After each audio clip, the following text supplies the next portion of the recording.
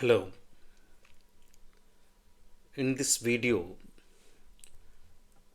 I am going to discuss about the model I had proposed around 10 years back. Before starting the presentation, I would like to tell that this video is prepared only for research and educational purposes. The topic I am going to discuss is Warburg Common Pathogenesis Evolutionary Model, which I had built more than 10 years back. I am Dr. Vasantakumar Nadesan, a medical doctor and researcher. I did my MBBS in Madras Medical College, MPhil in Neuroscience in Nimans, Bangalore, MD Physiology in Christian Medical College, Vellore. And I spent some time in some reputed institutions in India and abroad. Most of my research is on sepsis, patch clamp, neuroscience, and evolutionary medicine. Currently, I am running my own clinic and building a startup in Tamil Nadu. I had multi-domain exposure, and this impacted my way of thinking and approaching a problem. So before going into the presentation, I would like to ask you few basic questions. What is disease? What do we mean by being healthy? What is death? What is immunity? Why our cells fight bacterial infection? Why can't it cope up with the bacterial infection? We all know that there are n number of diseases in humans. How can we find solution to them in our lifetime? Is there a way? Can the complex problem be reduced to simple things? In short, can a fundamental theorem for medicine be found so that all the pathophysiological processes can be explained clearly? The answer is yes. Nothing in biology makes sense except in the light of evolution. To understand pathologies like septic shock, we need to understand two basic things. One is evolution of eukaryotic cell and Warburg effect. What is already known, first I will discuss that. Evolution of eukaryotic cell via endosymbiosis of two prokaryotes, Archaea, especially Asgard, and alpha proteobacterium, Rickettsia. Warburg effect in cancer and some other pathologies are very well known. What I did for the first time in the world 10 years back, I proposed Warburg Common Pathogenesis Evolutionary Model in 2016-17, which has the potential to explain most of the pathophysiological processes, including septic shock. I published it as a preprint after rejection from Journal of Theoretical Biology. What I did was, first I generalized the Warburg effect. Not only cancer, almost all the diseases exhibit Warburg effect in the end. And almost all the pathophysiological processes can be explained by it. Second, I explained the evolutionary importance of Warburg effect. Third, I showed the practical importance of the model, like finding solutions to the key problems like septic shock. Some of my works in this area are listed here.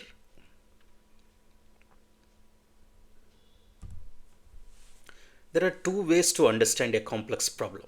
I'll tell you a small story of getting the wisdom fruit. Lord Shiva had a wisdom fruit given by sage Narada, and he want to give it to his sons, Lord Muruga and Vinayaka. But without cutting it, they want it fully. So he has to give it to only one of his son. So he announced a race for his two sons, that they have to go around the entire world thrice, and whoever comes first will get the fruit.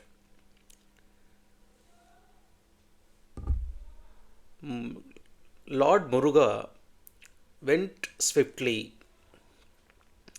to travel around the world. But Vinayaka, he thought that his parents represent entire world, and he circled his parents and got the fruit.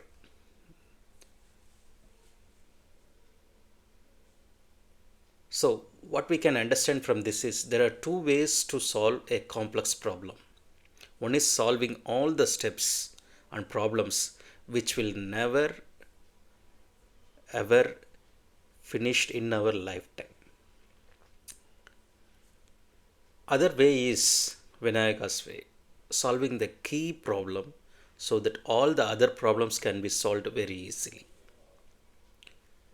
So how the problem was reduced is, there are innumerable living beings in the world, microorganisms, insects, plants, animals, humans, etc. Excluding viruses, all the living beings can be reduced into three domains: archaea, bacteria, and eukaryote. Eukaryote contains nucleus. First, briefly, I'll discuss about the evolution of eukaryotic cell. Endosymbiotic theory suggests that evolution of a eukaryotic cell is a consequence of the fruitful association between an archaea, prokaryote archaea, especially Asgard, and an alpha proteobacterium from bacteria, especially Rickettsia. And Rickettsia started living inside the eukaryotic cell as mitochondria. So you should understand there are two genomes, two fellows inside our cell. One is the host archaea, and another one is the bacteria, that is mitochondrial endosymbiont. So there are two genomes in our cell, nuclear genome and mitochondrial genome. You can see from this figure that Asgard and Rickettsia got into a relationship. After a lot of talks, they settled with this arrangement. Rickettsia became mitochondria and started living inside the archaeal host. Archaeal host. So, eukaryotic cells has two genomes.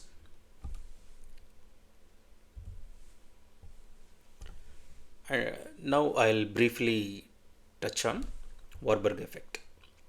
So this is the figure of great Otto Warburg. He's a Nobel laureate.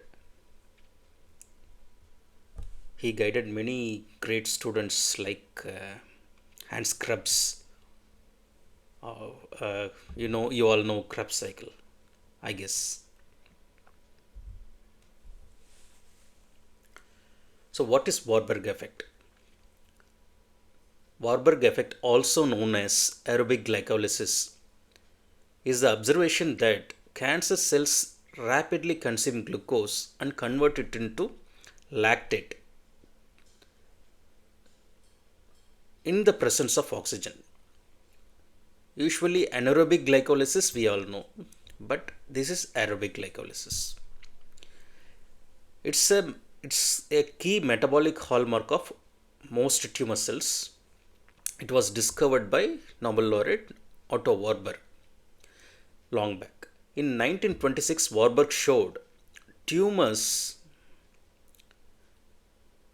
generally relied on aerobic glycolysis metabolism. He extended his thoughts in his 1956 paper and showed that cancer cells originate in two phases. First, irreversible inhibition of OXPHOS, that is oxidative phosphorylation, by respiratory poisons like hydrogen sulfide.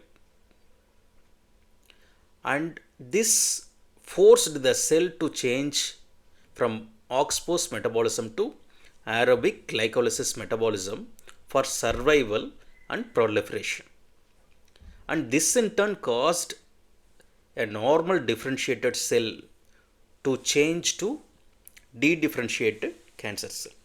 Essentially, he told all the things we need long back. So what I did, I made Warburg common pathogenesis evolutionary model. I hypothesized that not only cancers but most of the pathologies tend to move towards Warburg effect. I generalized the Warburg effect. But why it should occur? The answer lies in the evolution of eukaryotic cells. To understand pathologies like septic shock, we need to understand the evolution of eukaryotic cell first, and the billion-year war between archaea and bacteria we should know. The ancient infection of archaeal host by the bacteria, alpha proteobacteria, resulted in the formation of eukaryotes and mitochondrial endosymbiont, which occurred more than 1.5 billion years ago. Please note, I hypothesize that bacterial or mitochondrial invasion of the eukaryotic cell is supported by the mitochondrial system of the host eukaryotic cell and resisted by the innate immune system of the eukaryotic cell, which is the archaeal part of the host eukaryotic cell. As archaea is the real host before it became eukaryote. I knew it was a major breakthrough. I'll discuss about the model little bit elaborately later. So I knew it was a major breakthrough, recognizing its potential significance. I shared my hypothesis with several leading scientists like Professor Martin Metzitow, Lemaitre, Luke O'Neill, David Sinclair, and Nick Lane. So Bruno Lemaitre told it was a brilliant hypothesis but very difficult to prove. Using phylogenetic analysis, particularly homology analysis, I provided validity to the hypothesis. So it's not just a theory, it has some validity to it, and published it 5 years back. While the eukaryotic nucleus was derived from ascad archaea, mitochondria evolved from rickettsia. Under normal healthy conditions, they cooperate well.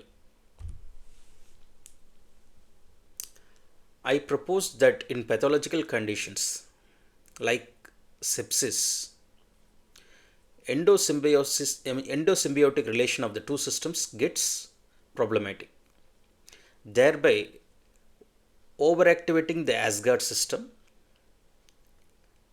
that is aerobic glycolysis and innate immune system, which belong to Asgard, which through homology analysis we had shown 5 years back. While uh, it suppresses the rickettsial system, that is mitochondrial oxidative phosphorylation. This discord between the ascard and rickettsia derived eukaryotic components drives the cell to shift its metabolic phenotype from Oxford to Warburg effect, and cellular phenotype moves from differentiated to de-differentiated state during pathologies like sepsis. And using homology analysis, we had showed that during Asgard component of cell is promoted to trigger aerobic glycolysis as well as innate immune response, while it suppresses rickets cell counterpart. We showed through homology analysis that most of the glycolytic pathway proteins belong to show similarity to Asgard, and it's very well known that mitochondrial component has similarity to rickettsia. That's very well known. We had also showed that innate immune system pathway proteins, especially TLR4 pathway proteins, showed similarity to Asgard group.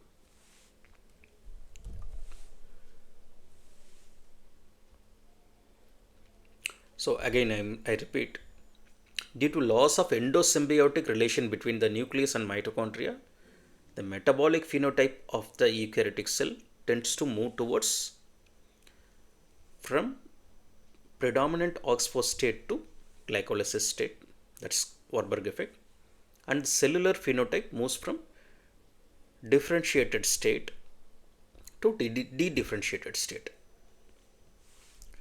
and innate immune system is overactivated. So before going further, I'll discuss few things. If an eukaryotic cell asks the following question, who am I? You have to see the question from eukaryotic cell's viewpoint. There are two fellows inside the eukaryotic cell, so this confusion naturally arises. Most of you may know that innate immune system's key problem is identifying self from non-self. So this question is very important because the whole immune system is built upon this one. So what is the true self of an eukaryotic cell? There are two fellows inside. So I propose that the true self of an eukaryotic cell is Asgard archaea. So have you ever wondered why bacteria is considered as foreign by our cells? Why it has to produce inflammatory reaction against it? Why can't it cope up with it and make a friendly connection? Why it considers it as a foreign and harmful one? As known from endosymbiotic theory, eukaryotic cell evolved from archaea and bacteria. And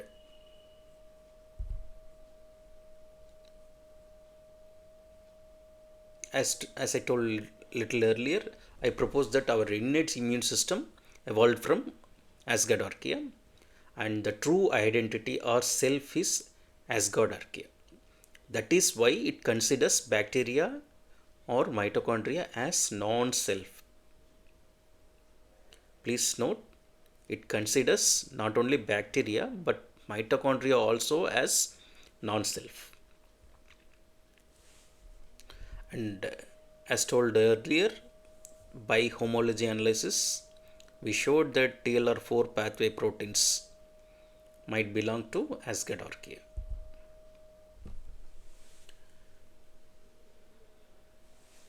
So this is again repeating the same thing.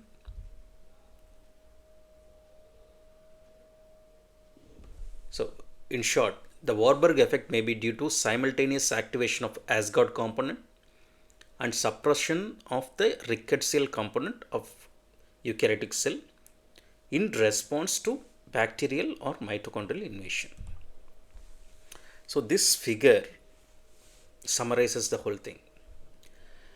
Here in the left side, it's shown that our eukaryotic cell evolved from archaea and rickettsia, Asgard archaea and rickettsia became mitochondria. So, etiology of sepsis. During sepsis or any pathologies, there is a disruption of endosymbiotic relation which leads to overactivation of innate immune system and aerobic glycolysis activation, which tends to move the cells to Warburg effect.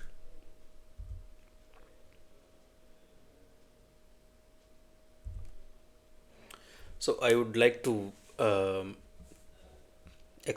tell few key points. Real identity or self of the eukaryotic cell is archaeal. Innate immune system is governed by the archaeal part of the eukaryotic cell. Normal adult differentiated state or ordered state is regulated by mitochondria. This fourth point I would like to elaborate little bit. When a mitochondrial or bacterial invasion occurs in eukaryotic cells, it ends up in one of the three possible outcomes. Think about this.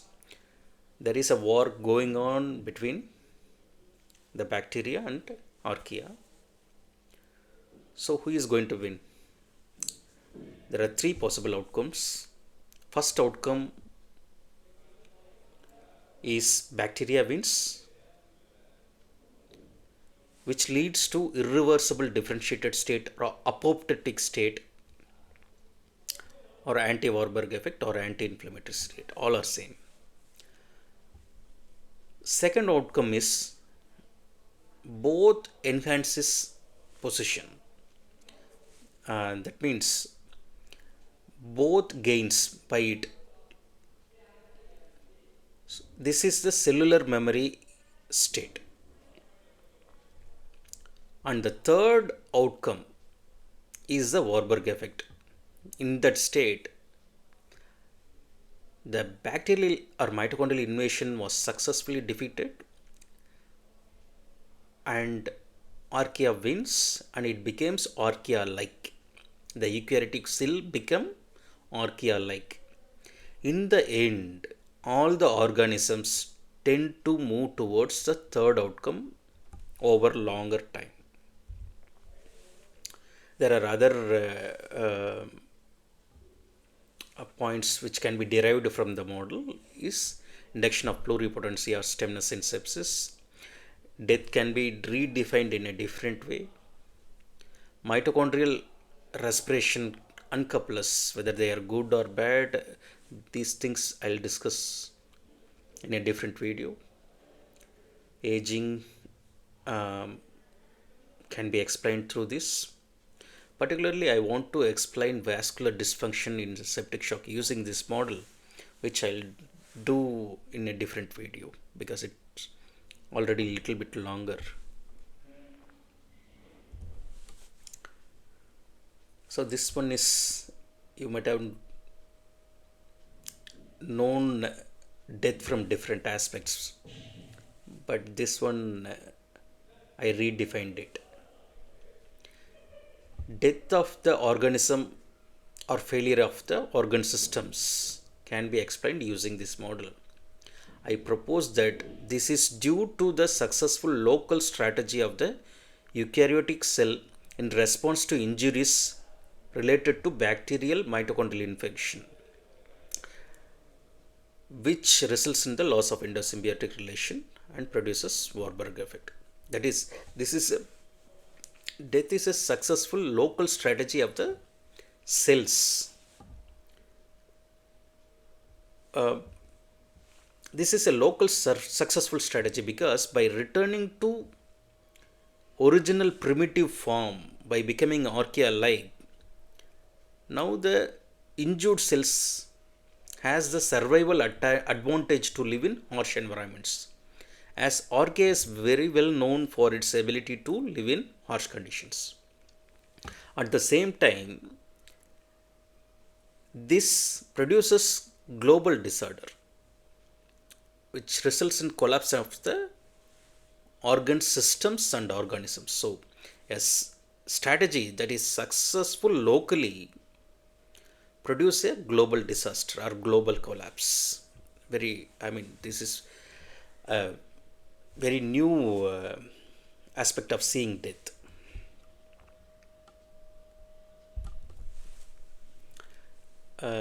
Let me summarize.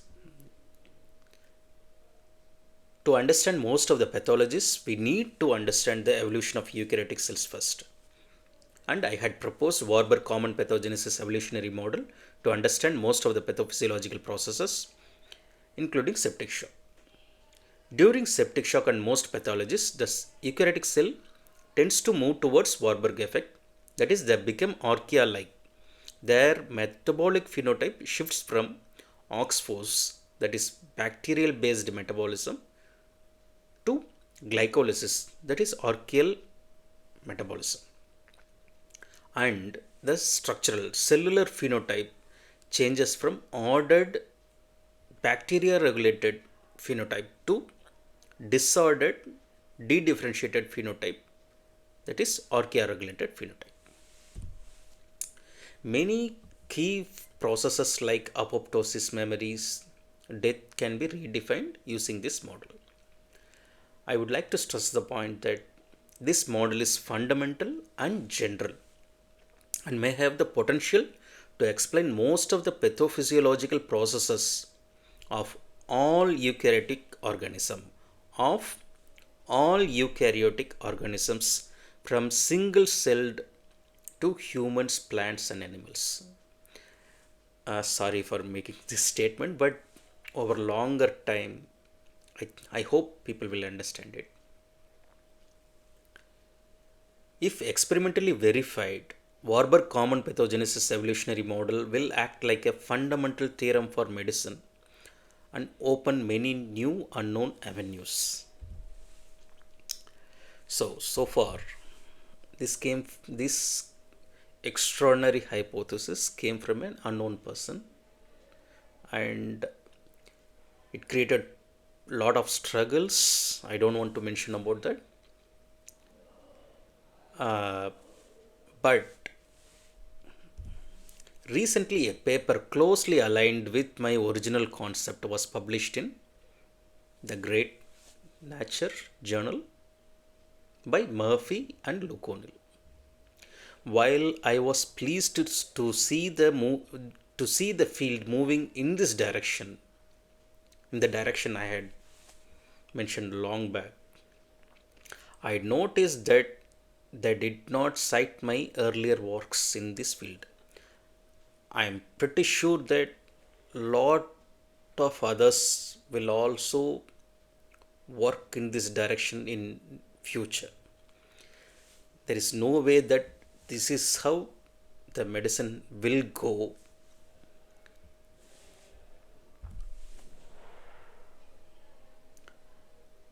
So, Warburg common pathogenesis evolutionary model. Is it a great theory? This is a path-breaking hypothesis in medicine and biology. Time will tell the importance of it. I believe it makes a paradigm shift in a way we understood medicine and pathophysiological processes. I have huge respect for Demis Hassabis. He did great things. But if I had 1 by 100, not even 1 by 100, 1 by 1000 of the resources he has, I will change the medical field in an unimaginable way. What I need support from government and private funding bodies to develop this theory further and do experiments in this line. I tried my best last 10 years and had struggles, but it was not fruitful so far. And I also need support from scientific community. This is a path breaking work, and it enrages. I mean, whenever people hear this model, um, they initially have negative viewpoints, and ultimately they will understand it, but they will create a lot of pain during that process to me. So acknowledgement. I would like to dedicate. I had dedicated this model to great Otto Warburg. Georgie. Georgie made me interested in the way electron transport occurs and how we have to see everything in terms of electron flow. Otto Warburg, through him only I understood the importance of the metabolism. And Charles Janvey Jr. and Ruslan Medzito, through them only I was very much interested in immune system. And William Martin, I learned a lot of evolutionary concepts from William Martin, Nick Lane and others. I would like to thank my wife and kids who suffered a lot in developing this model. Thank you.